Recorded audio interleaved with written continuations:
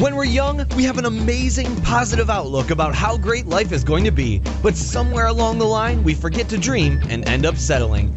Join Up Dots features amazing people who refuse to give up and chose to go after their dreams.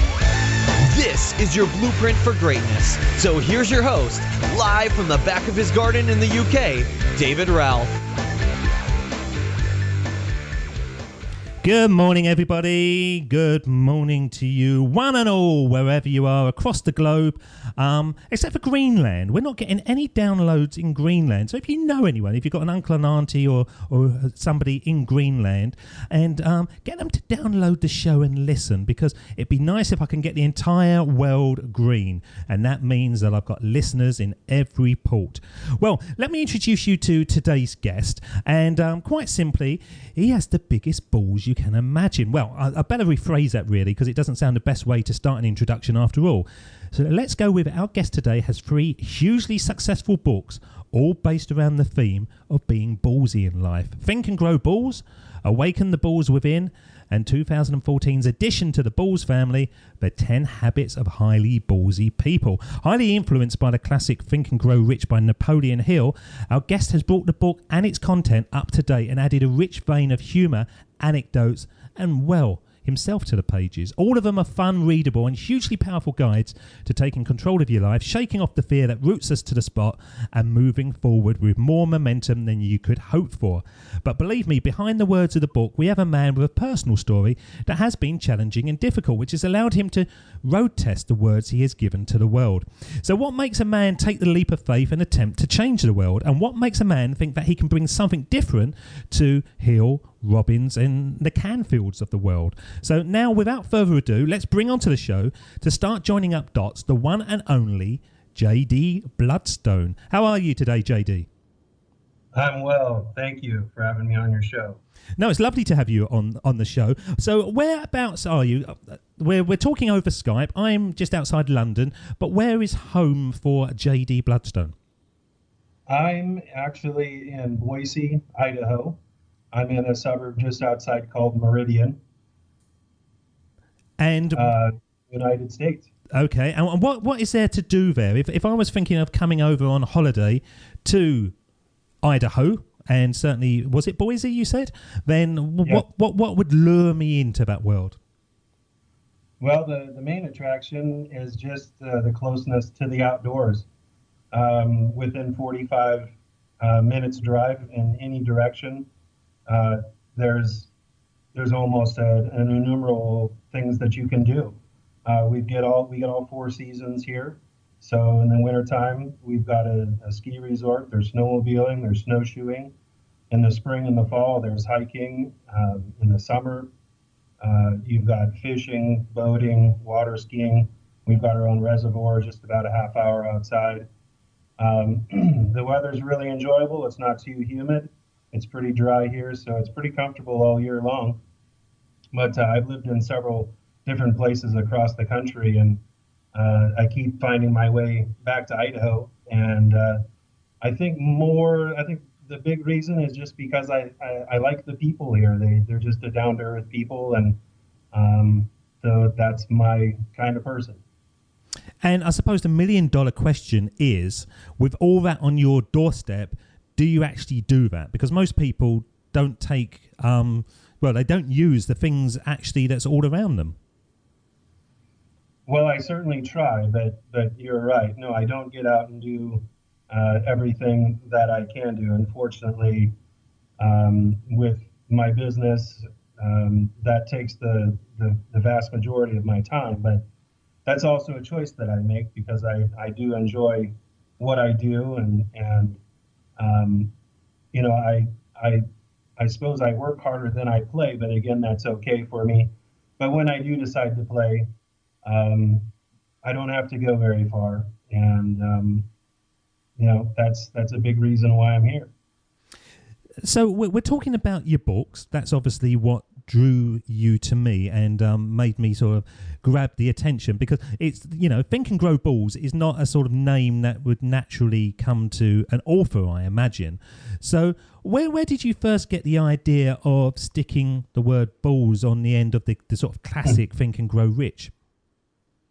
That's actually an interesting story, and it's one that I've never told before. So you're going to be the first. Uh, there was a book written by Rhonda Byrne called The Secret. I think it was also turned into a movie as well. And I've always been really into self-improvement books, and we we're going back to 2007 um, now. But there was a part in the book where it talks about the secret being, other than the law of attraction, it talks about asking the universe for what you want. And although I'm not a complete 100% believer in everything that she talks about in her book, I do understand and I do believe in the power of asking for what you want. Not necessarily the universe, but asking everybody, asking, if you need help, ask for it. If you want something, ask for it. The answer will always be no if you don't ask. And I've always been programmed that way. And, you know, at that time, I had written most of the book. It didn't have a title. It didn't even have a working title. The book kind of was written in my head over the course of maybe a year and a half. As I started to read more and more books, I started to realize, there's something missing with these books, and I couldn't quite put my finger on it, but I ultimately did. But I had the book and I knew what the book was about. And, you know, ultimately the book is about what I think self-improvement books don't talk about.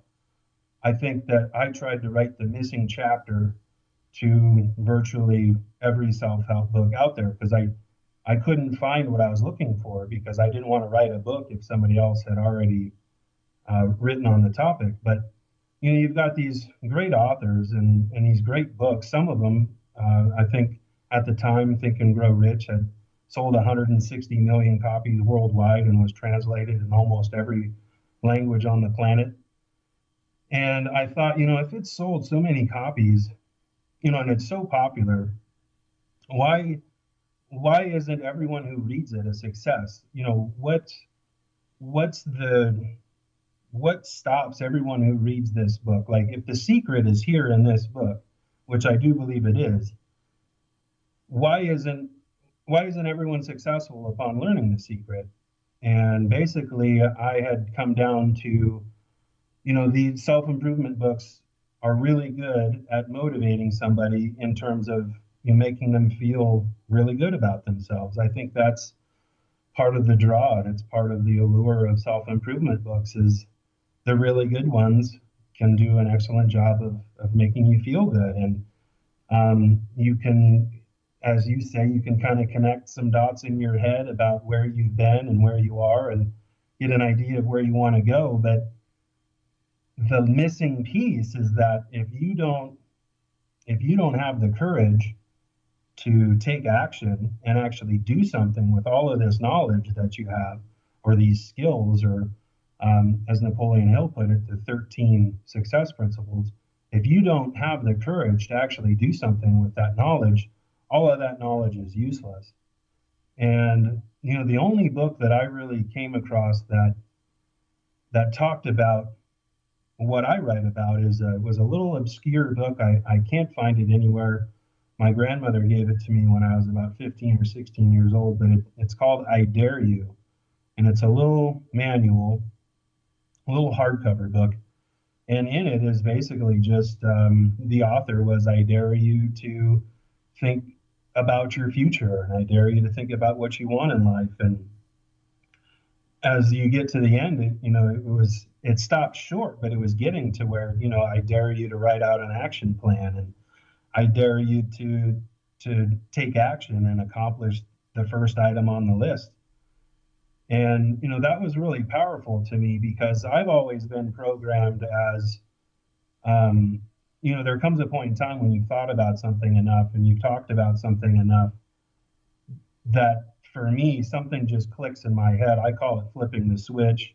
I've also called it dropping the gear down, but something happens in me to where I just have decided that I've thought enough about this. It's something that I want.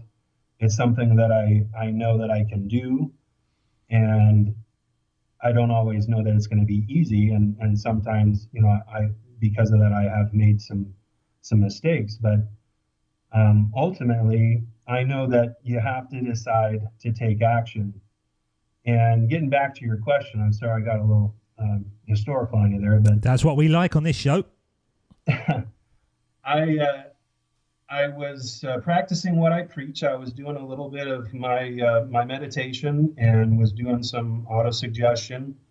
I do it whenever I can. I truly believe that's a way that we can use our conscious mind to directly imprint whatever we choose onto our subconscious mind.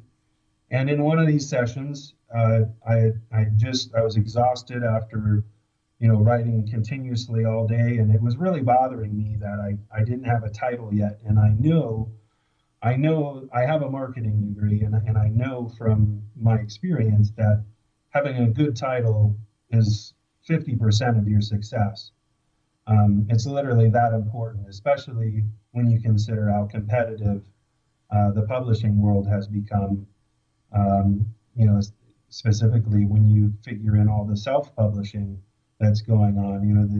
The publishing industry has completely changed, and everyone really has the same advantages and disadvantages that everyone else has if you don't have a major publisher working with you. But I just decided to ask the universe for the title of my book, and as skeptical as I was, I kid you not, within 15 minutes, in a state of complete and total relaxation, a voice, I don't even think it was my own voice, to be honest with you, but it was an internal voice that just said, think and grow balls.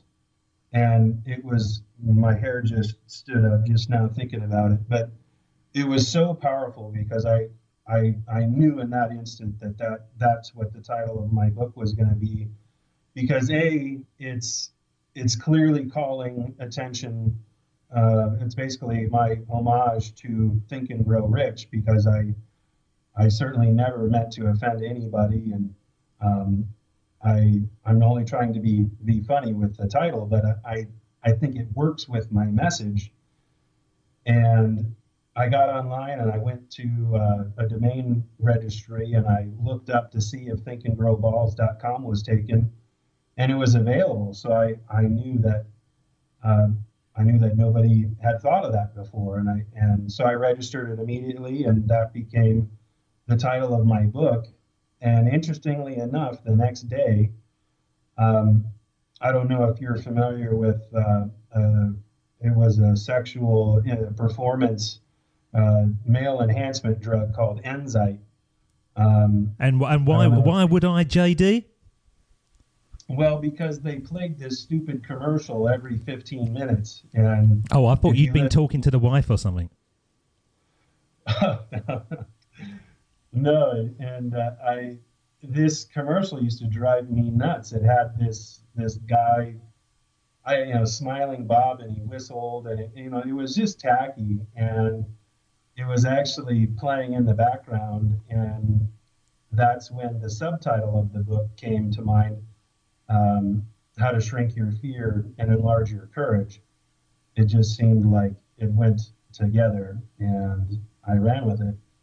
And so you should run with it, because once you do get that moment in your life, call it an epiphany, call it an inner feeling or whatever, it is so powerful, isn't it? You've got to go with it. I've called this show Join Up Dots, and at the beginning a lot of people were saying, well, no one's ever going to find it. What does it mean? It doesn't there's no relevance to it in any shape or form other than a looseness connection to the speech of Steve Jobs back in 2005. But I didn't listen to them because I just thought it sounded right, and it's proved to be right, because it really is the thing that is connecting the shows, it's connecting the people, and Join Up Dots has become a metaphor for connections around the world. So when you do get that moment, you don't really have to fight it, do you? You just kind of go, right? It may not be clever, but God, it feels right. Yeah, it's there's a spectrum. I would think, sometimes on the far end of the spectrum, such as with the title of Think and Grow Balls, I think yes, 100%. I that was a sign, that was the answer that I had asked for. It was perfect. It hit everything that it touched on everything that I talked about in my books. And it even incorporated a sense of humor, which I have, and I like to play to, because I'm not always such a serious person, and my natural personality is, when it comes to talking about difficult subjects, if you can inject a little humor, it seems to go over a lot more smoothly. Absolutely. I think the two words that out of all that that really sort of resonated with me is, you've got to ask for something, but that's more than two words, and courage. And you put the two together, and you've got a half a fighting chance of creating your own reality, haven't you? Having courage and asking for stuff. And it is the asking thing. When you're a kid and your parents go, if you ask for it, you're not going to get it, it kind of brainwashes us to somehow not be able to reach out to people. But it's not scary. It's scary in your head. But as soon as you do reach out to people in the right way, more often than not, you do get a positive response, don't you? You do. And you just reminded me, I was actually thinking just along the lines of what you were saying about when you're a kid, when you're asking your parents for something. I was the youngest of three children, and my older brother and sister had grown up with the same opportunities that I had, but I didn't know that. But when I was in 7th grade, my teacher gave a presentation about a school field trip to visit Washington, D.C. and Jamestown, and visit all of these historic, significant monuments. And I thought that would be really fun. So I asked my parents if I could go, and they said yes. Well, after that happened, my brother and sister, they I don't know how to describe it, but they basically turned on me. I mean, they weren't happy that I was able to go on this field trip. And when I talked to them about it, they said, well, we wanted to go on that field trip, but we never thought Mom and Dad would let us go, so we never asked. And I said, well, that's your problem. That thought didn't enter my head. I just thought, if I want to go, I need their permission. And so I went about getting their permission, and really early on, I mean, we're talking 7th grade here, I knew that I was just a little different in that I didn't look for the reasons on why I couldn't do something. I was always looking for the reasons on why I could, or I was looking at how I could do something. And I picked on in my teenage years, or I picked up on in my teenage years, that, people aren't mind readers. If you don't express yourself, if you don't tell people what you're looking for, the answer is always going to be no.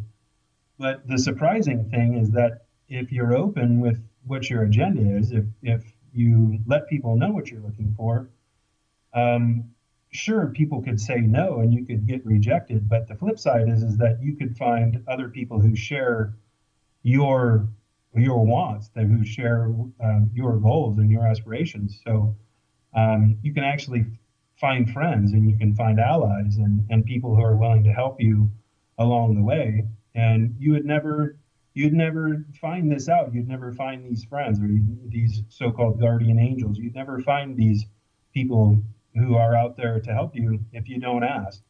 And it is a sort of pass it forward thing, isn't it? Pass it on. When I was trying to get this show together, I had to reach out to people, and I'll be honest, I was terrified. I don't know why, looking back, I was terrified, because now it's been a bit of a breeze, really, I'll be honest with you.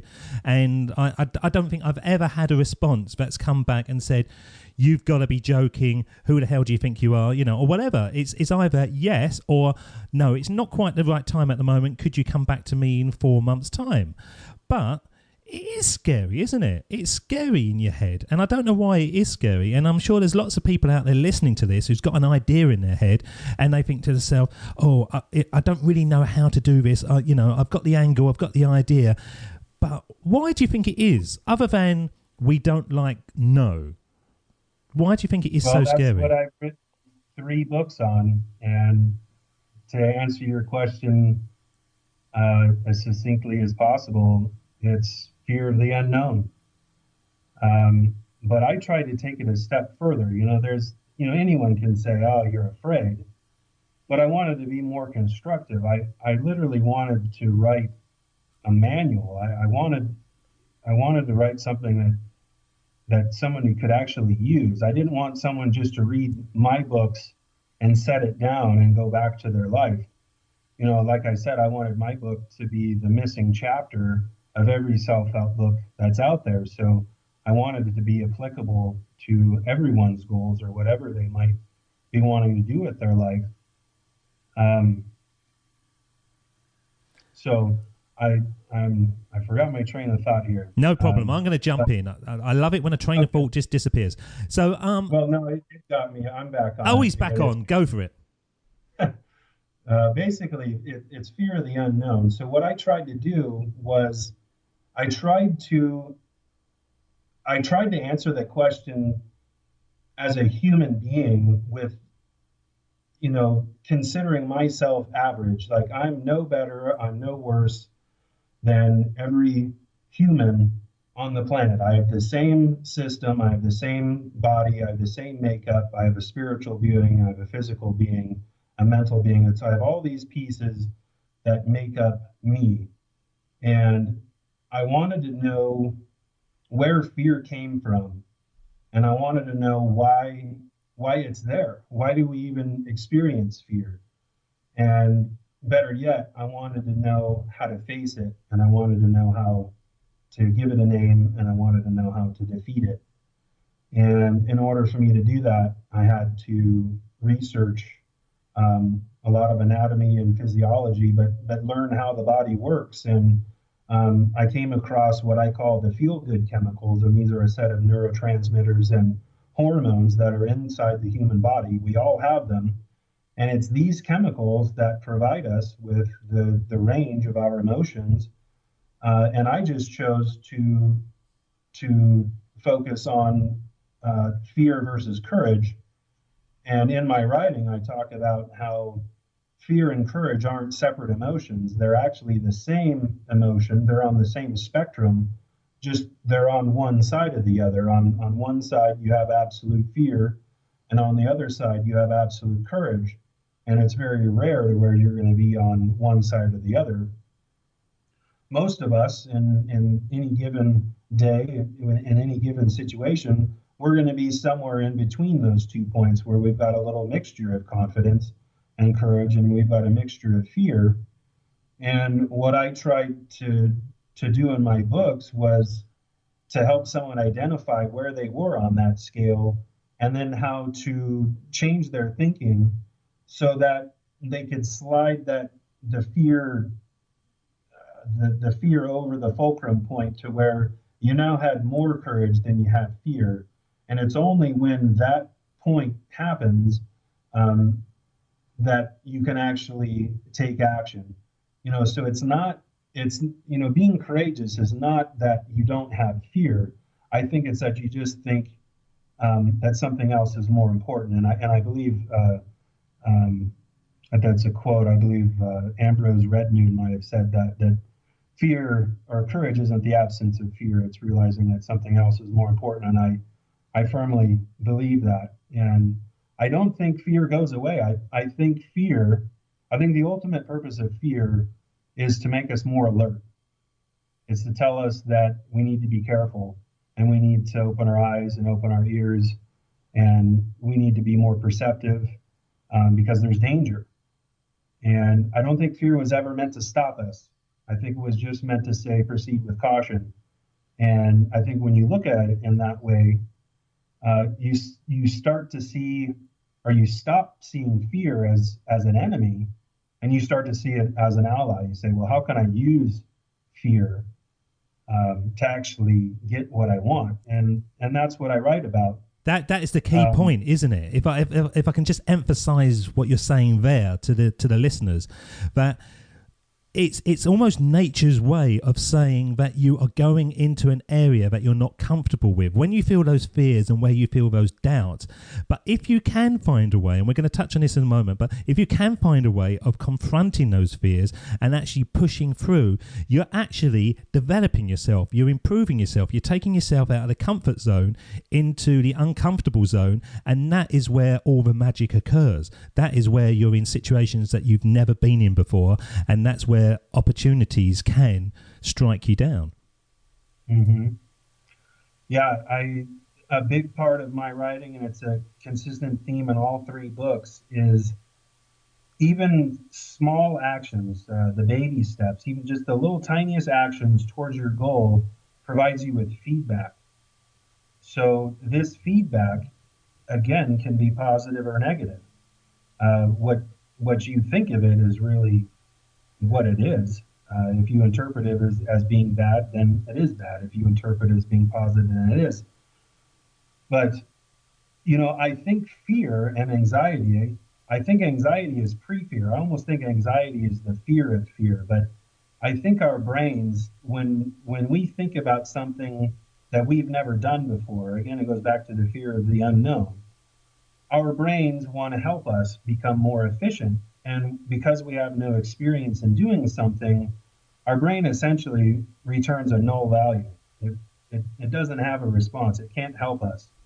And I think that null response is what triggers the feel-good chemicals in our body and brain to produce the sensation that we know as fear. So the power of taking baby steps or taking any action whatsoever towards our goals provides us with feedback that our brains can then use in the next step. So the next step doesn't feel as fearful because now our brain is able to return a response to the question that we've asked it. Should I jump from point A to point B? Well, if you've never done that before, your brain can't really assist you with that other than what it believes to be true about you and the life and the world you live in. But as soon as you have some experience, a lot of times we find out that what we fear isn't even anything close to what actually happens in real life. In a lot of cases, there was no reason for the fear to begin with, but you never really know that unless you take the action and are able to use that feedback in the future. And that's really the main point of my books right there is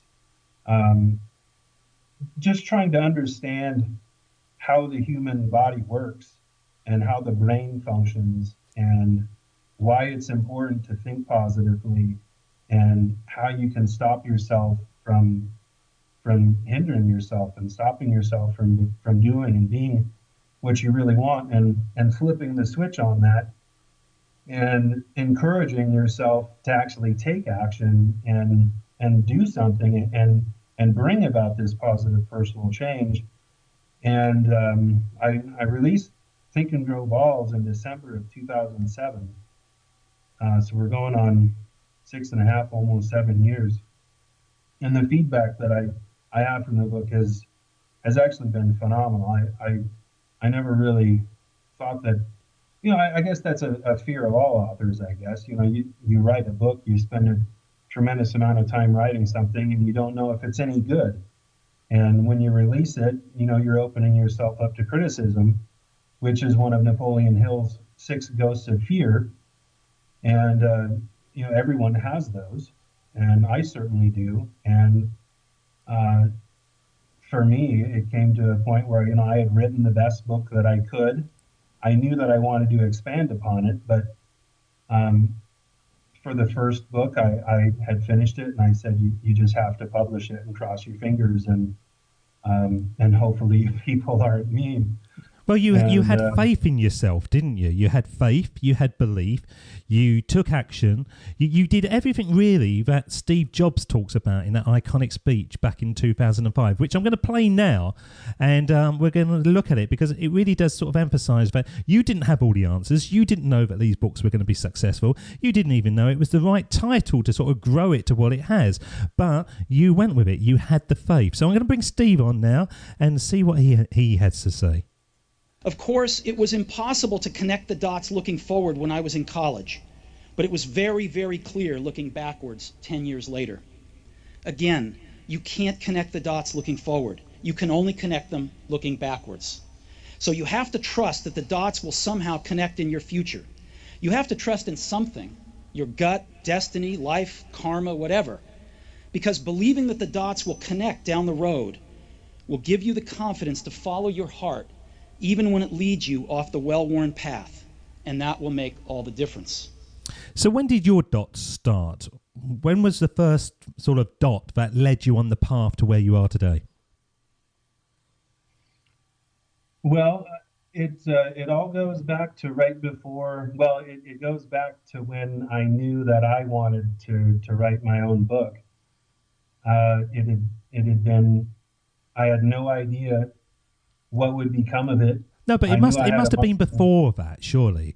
You know, you must have written stories as a child, or you know, there must have been some creative element in you before that. Yeah, no, that's true. I wrote poetry as a teenager, although I never shared it with anybody except maybe with a few girlfriends.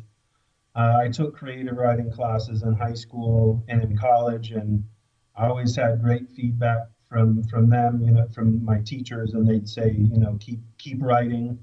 You know, you have talent, but it needs to, you know, you have to, you know, you need more practice. You know, I've worked with a few people who call it getting the rocks out of your mouth, and I think they use that metaphor more with when you're speaking, but it's the same kind of deal when you're writing.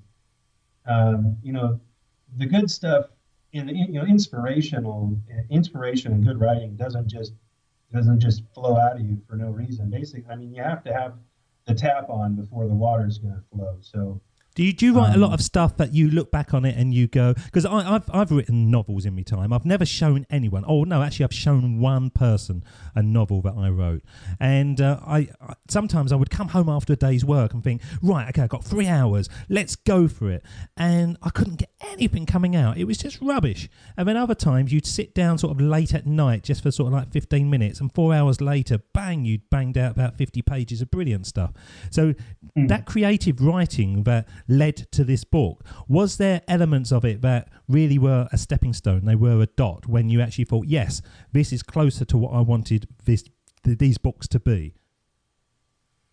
Well, yeah, the real, if you're talking about connecting dots, would be, now specifically to these books, I would say it would be with my second book. There's a little bit of history that you may want to know here, is that I had never intended on writing Awaken, or titling a book Awaken the Balls Within, or the 10 Habits of Highly Ballsy People.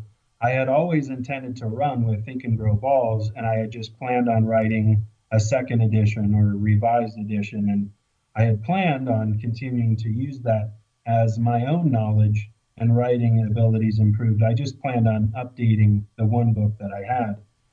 But little did I know that the Napoleon Hill Foundation would find my work, and they sent me a cease and desist letter, asked me to not only stop selling my book, but hand over the domain name and destroy all the copies that I had, and apologize to them and never let it happen again. And but I thought his book was in like public domain. I thought it had run out of its publishing deal or whatever, and you could just do what you want with it now. Well, that's true, but they claim to have the trademark right. They claimed that I was violating their trademark and also engaging in unfair competition by using any variation of think and grow. They think that think and grow with any word after grow is protected by their trademark, and obviously I disagreed. And probably one of the best moves I made was I got myself one of the best trademark lawyers in the country. Her name, well, I don't even tell her name, but she's based in Salt Lake City, and she was awesome, and we fought this deal. And I never meant to offend anybody with this title, and after 7 years I realized that not everyone appreciates the grow balls metaphor, and I understand that. I get that. But again, my intention was never to offend. I was just trying. It worked for me. It said everything that I needed to say. And in my book, I certainly give Napoleon Hill much praise. I consider him as being very valuable in changing my life.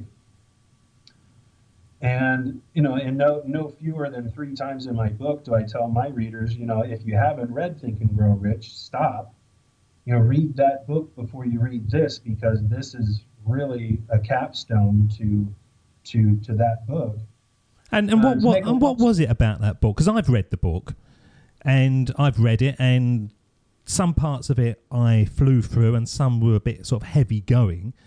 But you've made an income out of it. So where did you get that extra oomph from that book that perhaps I didn't? Well, it goes back to what he hints about it in the book several times as the secret, the Andrew Carnegie secret that he's hidden. He even says that he's hidden it on almost every page of the book, and he isn't going to say exactly what it is, but if you're ready for it, it'll jump out of the page and it'll find you. And it's very cryptic, and in fact, I think if you Google what is the Carnegie secret, I think you'll find several 100,000 pages of different people giving their opinion of what the Carnegie secret is. And I wrote an essay about it. It was actually, I guess if we're talking about jointed dots, I guess the essay came before the book. I wrote an essay. You can find this essay on my website at thinkgrowballs.com. We'll get back to that in a second. But I thought that I guess I still do. I feel that I know what the Carnegie secret is. And the articles that I read about people trying to say what it is, I thought, no, that's not it. And so I just felt like I had something to say. And I wrote an essay and shared it with a few people. And it was kind of like, wow, it's kind of hard to argue with. And basically, I think the Carnegie secret is our secret. It's your secret. It's your individual secret. He doesn't tell you what the secret is because he can't tell you what your purpose is.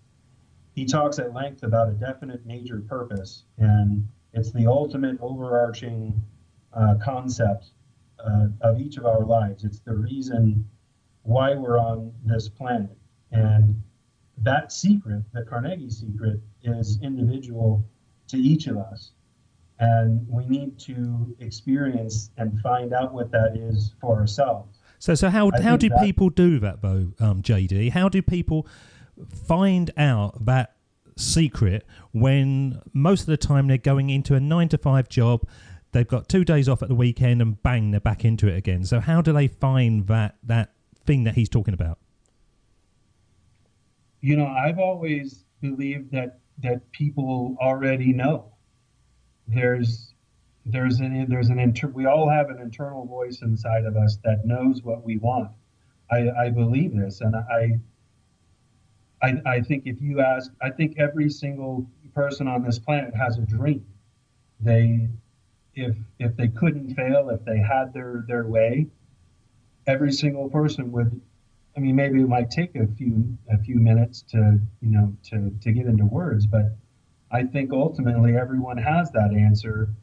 But I think managing life and responsibilities and certain situations and environmental factors, I think that weighs heavily on reality and our own lives. And I think that we let that world dictate our lives.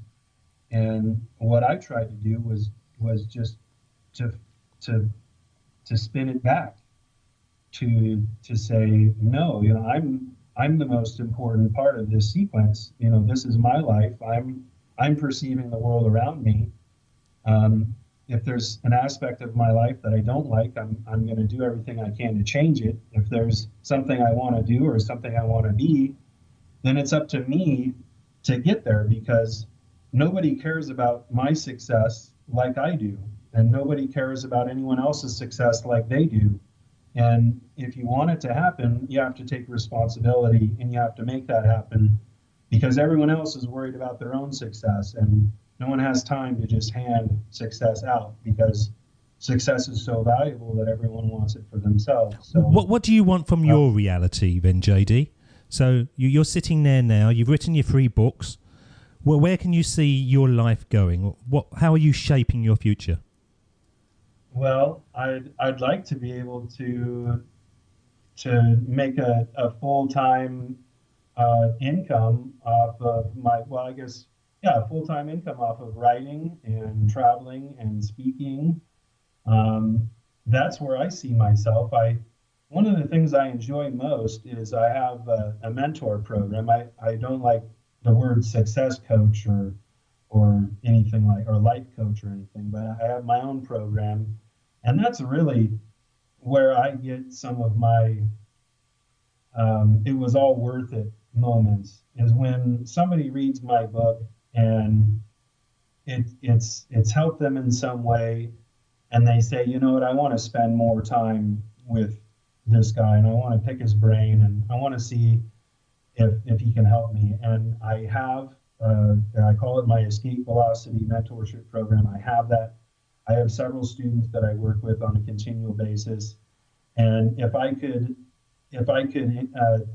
incorporate more of that into my daily life, that would definitely make what I do more fulfilling, because you can write books, you can sell books, you can do all of this stuff to occupy your time, and you can make tons of money, and that's all great and everything, but that's not really, for me, it's not really the most satisfying aspect of this. Quite honestly, the most satisfying aspect is when I realize that I've helped somebody, and my purpose, my definite major purpose, is to help other people find out what their purpose is. And I believe that that's the highest form for me on this planet. And if I can do that, and at the same time while supporting myself and my dreams, then it's a win-win situation. And that's what I'm trying to do with my life right now. So what's holding you back from doing that? Obviously, you've got the background, you've got the clients already. So what's stopping you expanding that until your dream life is fulfilled? Well, I think it comes down to marketing. It's I don't have any giant publisher or an agent or anybody behind me helping me with this. This has been a project of my own creation since the beginning, and it is just me. And the world is a big place, and people are just finding out about my first book now. I mean, here it's been 7 years, and I do a little bit of marketing and promoting and networking every day. I have done that. That's basically one of my goals in life, is that every day I do one thing that takes me closer to that ultimate dream. And but you've got about 200,000 Twitter followers or something, I saw. Yeah, I think I'm at 187. Yeah, Last I 187, which, that's marketing on a huge scale, isn't it? It is, and that's actually one of the things that I'm most proud of. I do follow a lot of people, and I follow people who follow other people that I follow because I feel that they have something in common with me. And the other thing is, I'm not trying to sell my books. I do a couple daily posts. I do a motivational post in the morning, and then I do a pick of the day in the afternoon. And those moments are powerful for me every day because they get my mind right. Um, and Twitter gives me the platform to be able to share those moments with everybody else. And it's not about having a big following, even though that's nice, but it's more about introducing myself to somebody and then giving them a reason to follow me. Yeah, And I can see that, but how have you done it? How have there's going to be loads of people out here listening to this show, and that's going to be the thing that really sort of gains their interest, because it is so important having a social media presence. So how have you managed to get 187,000 Twitters, which I must admit, when I saw it, I thought, really? Blimey, that's a huge amount. How have you managed to do that? it's quite simple. I follow 1,000 people a day. What? So you click 1,000. Yes. It's got to be more than that, though, surely? Other than my tweets, I've had my 2 motivational tweets for 3 years now. So I think there's a little bit of a snowball effect there. Someone can go to my Twitter account and go to my history and see my tweets, and they'll find out that this is something that I'm dedicated to, and I'm trying to help, and I'm trying to provide value. So no, I don't. I think following people and introducing myself to people is just half the battle. I think the other half is giving people a reason to follow you, and I think that's where your content comes into play. You have to have decent content. I mean, not everyone's going to follow everybody for any reason, and that's really it. That's my strategy. Introduce myself to 1,000 people every day, and give them a reason to follow me. But how do you do that other than just sitting there going follow? You can't just do that 1,000 times. Well, now there's a few tools out there that make that easier, but you still have to find the people. You still have to, and I guess this is where the art of it is. You still have to find the people that you think that you're going to have something in common with. I don't just go blindly introduce myself to people. I think that would be a waste of time. I predict, I guess. I just try to say, I have this person's followed this person, and I think we'd have something in common. And, I guess from a marketing standpoint or from an advertising standpoint, I know that the default settings for Twitter is that when someone follows you, Twitter sends out an email saying so-and-so followed you. And in that email is your picture, your link, your bio. And so I thought, well, that's an advertisement that is free, that I don't have to pay for other than my time, which, I'll be honest with you, it does take some time to do that every day, but I've committed myself to doing that, and after 3 years of doing that, that's just the way it is. I don't even think about it anymore. But so I know that 1,000 ads get sent out to people that I think that are similar to me and might like what I do, and the rest is from there. They can follow me back, or they don't have to. I would say that out of 1,000 people that I follow on a daily basis, I would say anywhere from 200 to 600 people follow me back. I think that's a real that's a real nugget, isn't it? From this episode, because there's so many people out there who are emailing me saying, you know, you've inspired me to go into a new venture.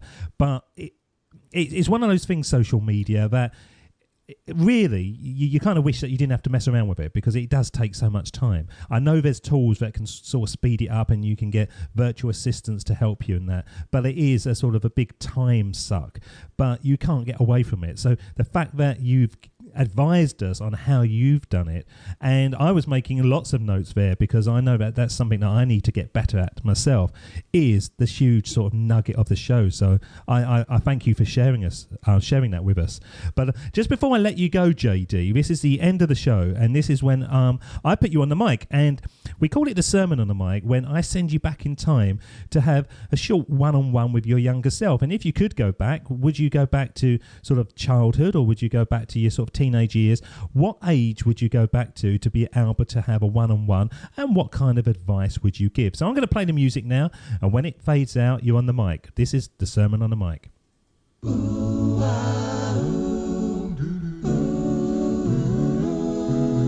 Here we go with the best bit of the show, the sermon on the mic, the sermon on the mic.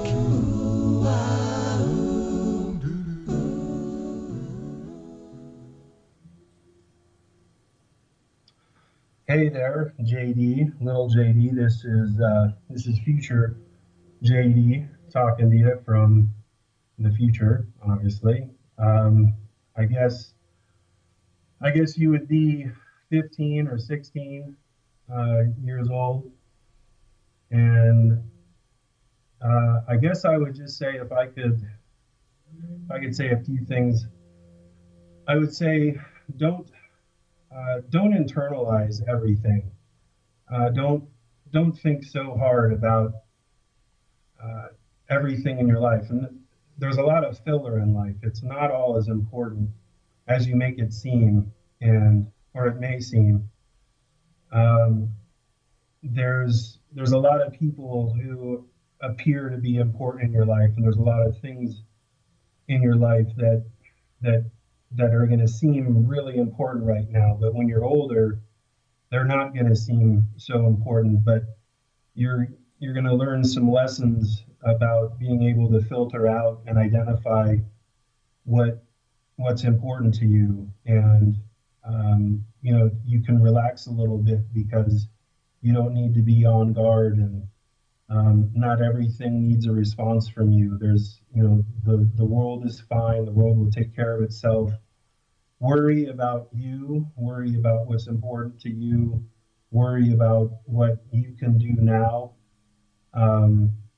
worry about how you can help people now. Don't get frustrated when people don't accept your help.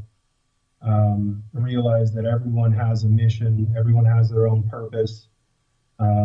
Many people like to find out this purpose on their own.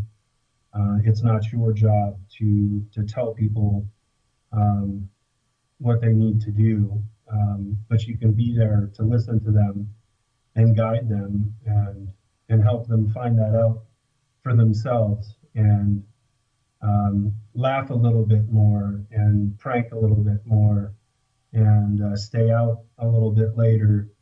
And the work you do is important, but it's not always about work. Sometimes you have to slow down and enjoy the fruits of your labor a little bit, because time, you don't have all the time in the world. You're only here for a little bit. So you want to make it count, but at the same point in time, you always need to have a smile on your face, and humor goes a long way. And keep at it. Don't let somebody who's already messed up their life talk you out of doing the things that you want to do. And if there's one bit of advice that I would tell you, it's that sometimes you're going to run into a lot of resistance because you're doing the right thing, not because you're doing the wrong thing. there just are some people out there who are miserable, and they don't want to see other people happy. They don't want to see other people to succeed. It's unfortunate, but don't let these people hold you down. Plow through, keep going. You've always known what's important to you, and just stay true to what you want, and help as many people as you can. And that's it. JD, how can people connect with you who's been listening into the show today?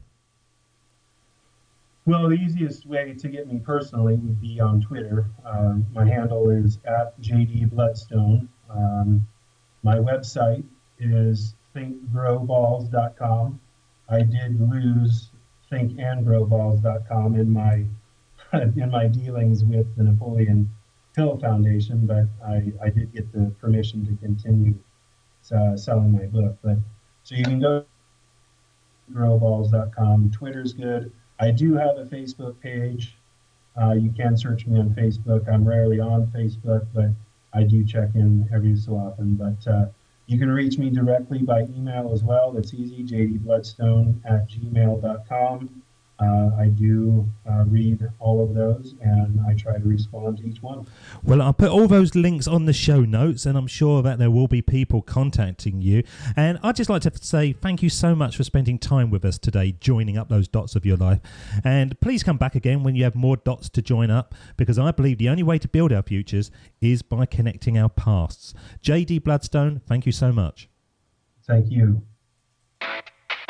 David doesn't want you to become a faded version of the brilliant self you were once to become. So he's put together an amazing guide for you called the 8 Pieces of Advice that every successful entrepreneur practices, including the 2 that changed his life.